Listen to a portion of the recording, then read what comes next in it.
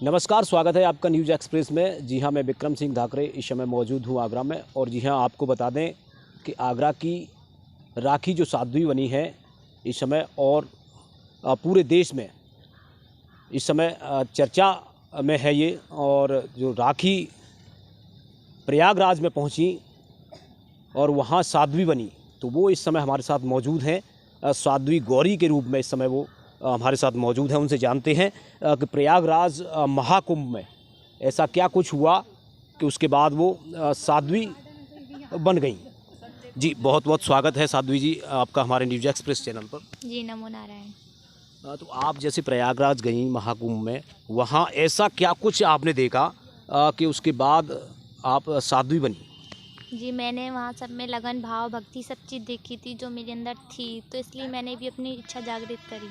घर वालों से बोला कि मुझे भी साध्वी बनना है।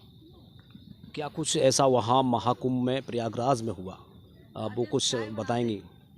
जी, ऐसा तो कुछ नहीं हुआ था। जो मेरी लगन थी शुरुआत से भक्ति भाव की, इसलिए मैंने भी घर वालों से बोला जो मेरी बचपन की इच्छा है, क्यों ना मैं आज ही जागृत कर दूँ उसे यहीं पर।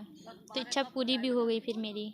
ऐसा कहा जा रहा है कि माता पिता ने आपको जूना अखाड़े में और दान कर दिया था एक साध्वी के रूप में। फिर ऐसा क्या हुआ कि उसके बाद आप घर वापसी आई, जूना अखाड़े से आपको निकाल दिया गया, या ये कह दिया गया कि अभी आप नाबालिग हैं? क्या कुछ ये हुआ, पूरी कहानी थोड़ा बताएं। जी, वहाँ पे ये तो गलत अफ़वाह उड़ा दी है कि मुझे दान कर दिया गया है। बेटियों का भी दान नहीं होता, वो सिर्फ़ कन्यादान होता है जो मंडप में होता है, जो शादी में होता है। हमारे यहाँ पे गुरु क्या करते हैं, बेटियों का दान थोड़ी लेते हैं, वो दान कन्यादान कर देते हैं, दान नहीं लेते। हमारे यहाँ सिर्फ़ वाणी का दान होता है, जो एक बार वाणी से निकल जाता है वो अटल रहता है। कभी ये नहीं लगा कि मुझे मथुरा वृंदावन में जाके शिक्षा लेनी है या क्या करना है? इससे पहले लगा कभी कि मुझे साध्वी के रूप में बनना है, आगे बढ़ना है? जी हाँ, शुरुआत से ही लगा था। जब मैं छोटी थी तभी से मेरी इच्छा थी, घरवालों से बोलती थी, पर छोटे होने के नाते कोई सुनवाई नहीं करता था मेरी। जूना अखाड़े को ही क्यों आपने चुना? क्या लगता था कि जूना अखाड़े में जाके कुछ बेहतर कर पाएंगे? जी नहीं, ये तो कोई इच्छा नहीं थी कि जूना अखाड़े कोई चुना। वो मेरे गुरुजी थे, वो आए थे, घरवालों से जुड़े थे मेरे से। उन्होंने भागवत कराई थी, तभी से मैं भी उनसे गुरु दीक्षा ले ली थी। तभी से मैं भी उनसे जुड़ गई थी 3 साल पहले।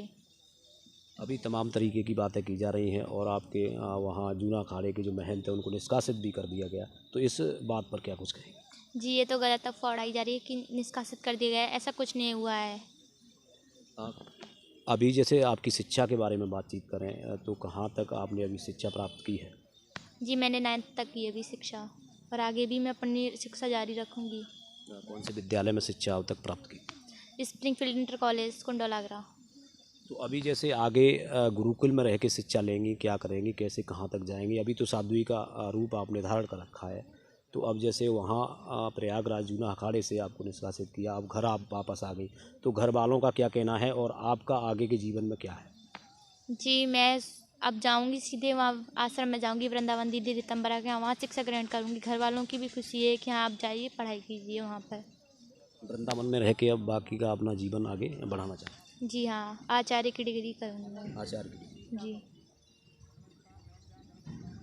और जैसे तमाम आपका जैसे 13 साल की उम्र की बात चल रही है, नाबालिग हैं, आपको ये कहकर वहाँ से निष्कासित किया गया है, तो इस पर क्या कुछ कहेंगे?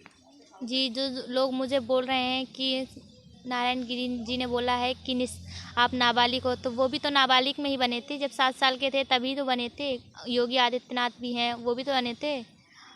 उनके ऊपर किसी ने वो नहीं उठाया ऑप्शन कि ये नाबालिग हैं कि बालिग हैं, मेरे ऊपर ही क्यों उठाया था? तमाम बेटियां हैं जो कहीं ना कहीं कोई इंजीनियर बनना चाहती है, कोई डॉक्टर बनना चाहती हैं, कोई पुलिस अधिकारी बनना चाहती हैं, तो आपको क्यों लगा कि मुझे साध्वी बनना है? ये बताओ, आप सब जगह एक जैसा हो जाएगा? साध्वी बनने के लिए भी तो कोई होना चाहिए। जो मेरी तरह भी किसी बच्चे में इतनी अकल नहीं है क्या कि किसी धर्म का प्रचार करना चाहिए, किसी की सहायता करनी चाहिए? आज किसी के पास जाओ पानी के लिए मांगना, तो कितना लोग बोलते थे हट ना, पानी नहीं है मेरे पास, ये नहीं, बदतमीजी से बात करते हैं। और साधुओं के पास जाओगे, प्रेम से खिलाएंगे, प्रेम से पिलाएंगे आपको सब चीज़। तो इसलिए ये देखो, इतनी बड़ी नौकरी होने से क्या फ़ायदा जब आप किसी का सम्मान नहीं कर सकते, कि भूखे को खाना नहीं दे सकते, प्यासे को पानी नहीं पिला सकते, तो क्या फ़ायदा आपका इतनी बड़ी नौकरी होने से? साध्वी के पास जाओ, साध्वी हर एक चीज़ की मदद करेगी आपकी। अब बताओ, ये वो नौकरी बड़ी थी कि साध्वी बड़ी आप? कब आपको लगा कि मुझे साध्वी बनना है? कहाँ से प्रेरणा मिली? कैसे ये जागृति उत्पन्न हुई कि मुझे साध्वी बनना है? जी, ये प्रेरणा तो मेरी बचपन से ही थी, पर मैं अपने इस स्कूल में पढ़ाई किया करती थी, तो मैं अपने सर को देखा करती थी कि वो ज़्यादातर भक्ति में ज़्यादा रहते थे। तो मैंने सोच लिया था कि मैं अपने सर का भी नाम रोशन करूँगी, क्योंकि मुझे भक्ति लाइन में ही रहना है जैसे मेरे गुरु थे। इसलिए मैंने अपने गुरु को भी देख के भजन वगैरह सब अपने गुरु के सुना करती थी मैं खुद। इसलिए फिर मैंने सोचा मुझे भक्ति लाइन में रहना है, तो मुझे साध्वी बनना है अब। आपके सर का क्या नाम है जिनसे आप प्रेरित हुई? पीसी शर्मा। तो आगे जैसे अब साध्वी आप बन रही हैं, आगे गुरुकुल में शिक्षा लेंगी, तो साध्वी के पीछे मुख्य उद्देश्य क्या है? क्या कुछ करना चाहती हैं? जी, मैं सनातन धर्म का प्रचार करूँगी और जो बिगड़े लोग हों उनको सुधारना है। जो गलत लोगों के जो गलत लोग हैं उनके आँखों में जो काला चश्मा चढ़ना है उसको हटा के सफ़ेद चढ़ाना है। जो दुनिया उनको सही दिखे, उनको काले की वजह से जो लोग अंदर से काले उनको बाहर वाला भी काला दिखता है। ये नहीं है कि खुद अपने अंदर पहले झाँक के देखें, बाद में दूसरे की तरफ उँगली उठाएँ। तो ये थे हमारे साथ साध्वी जो आगरा की राखी, जो साध्वी गौरी के रूप में इस समय पूरे देश भर में मशहूर हैं। उनका एक ही मकसद है, एक ही उद्देश्य है कि सनातन धर्म को आगे बढ़ाना है, इसलिए वो साध्वी का रूप धारण किया है। Vikram Singh Dhakre, News express.